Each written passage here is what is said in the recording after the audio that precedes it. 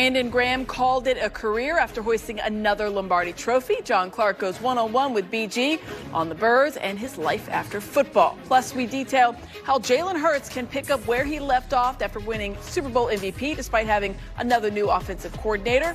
And we check in on the Commanders with J.P. Finley from their mini camp. Do they think they've closed the gap with the Eagles? With that, we welcome you here to Birds Huddle, presented by Toyota, the official automotive partner of the NFL. I'm Amy Fiddle. Yesterday, the Eagles departed the NovaCare complex for the final time until training camp that kicks off July 22nd. And for the second straight year, they embark on the season without a franchise cornerstone. Brandon Graham called it a career earlier this offseason, and today, our John Clark spoke with him for his latest Takeoff podcast. I know your golf game is getting going in retirement. You're partnering with Crooked T. We're going to talk to you about that. I first wanted to ask you about some great comments from Nolan Smith. Nolan Smith was saying he talks to you almost every day. He is leaning on you, and he's not trying to take over for what you had in Philadelphia, but he is trying to extend the legacy. What is your message to Nolan when you talk to him? Be, man, like he said, just be you, man. Do what you can consistently do every day and be the best at it, because there's going to be people coming to you because you are the guy. You are the older guy in the room because you are the starter. You know what it takes. You've been there. People respect you in your game.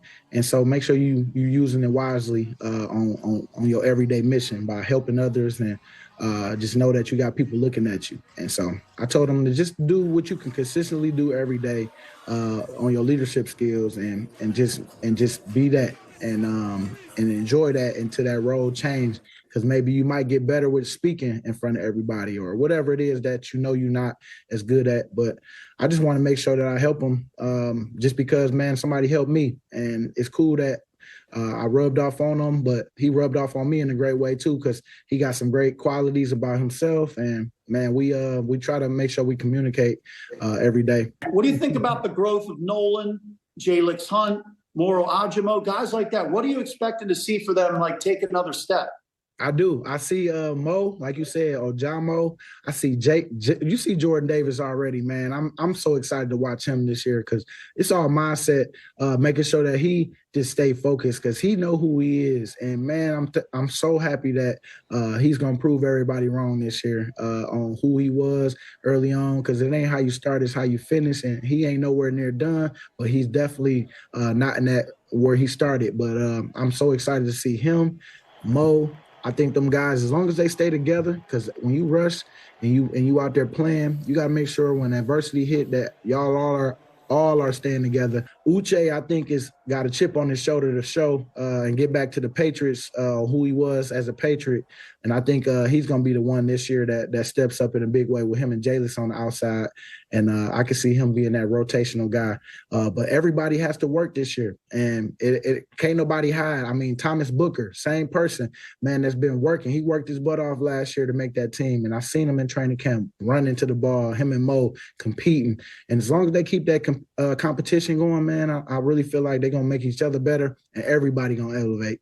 Well, thanks again for doing this, and congrats on Crooked T.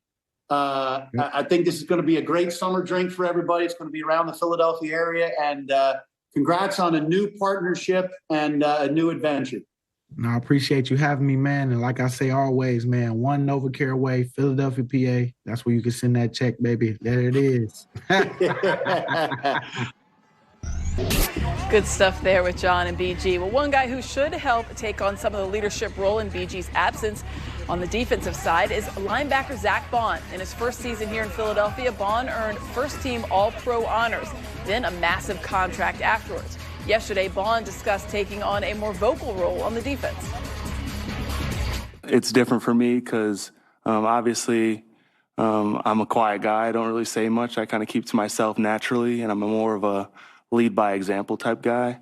But as I'm feeling more comfortable and connecting with the guys in the locker room, I feel way more natural talking to everyone now and really pushing that more vocal leader now. There's so many different types of leadership too. There's the quiet, more reserved, but you still really look up to them. There's the Demario Davis that's going to give you the rah-rah speech. I think I'm still trying to figure out who I want to be and how I want to do this. I'm definitely trying to do it my way. You know, Baun put together one of the great success stories in the NFL. He said he's actually heard from other players around the league who have been inspired by his meteoric rise from rotational piece to a Defensive Player of the Year candidate. With more on where Baun goes from here, we check in with Dave Zangaro and Ruben Frank. Rube, Zack Baun in year one in Vic Fangio's defense, already an all-pro, one of the best linebackers in the NFL. So I'm going to ask you a kind of crazy question. Can he get better? I don't see why he can't get better. He's still new at the position. He's only played it 1 year. Special teamer, edge rusher, occasional inside linebacker with the Saints. He's still new at this, and with his work ethic and his desire and his hunger to get better, I don't see any reason. Now, he might not put up the same stats, the same numbers, but I think he's going to be a better player in 2025 than he was in 2024. Yeah, I think it's a good point. There are different levels to a defense that it takes you some time to figure out, especially when you're relatively new at the position. He actually brought it up on his own that Jahad Campbell, in a lot of ways, kind of reminds him of himself. Jahad Campbell, obviously, with that shoulder injury, not practicing in team drills in the spring. But if he's able to get back on the field in the summer, do you think that we might see Campbell next to Zack Baun in week one? Yeah, I think there's a good chance of that. And obviously, Nakobe Dean is not going to be ready, which is a shame for that kid. He was playing so well last year. But Jeremiah Trotter's getting really meaningful, important reps with the ones during this injury period. But I think that, look, they drafted Jahad Campbell for a reason. They want him to play, and it might be as early as week one.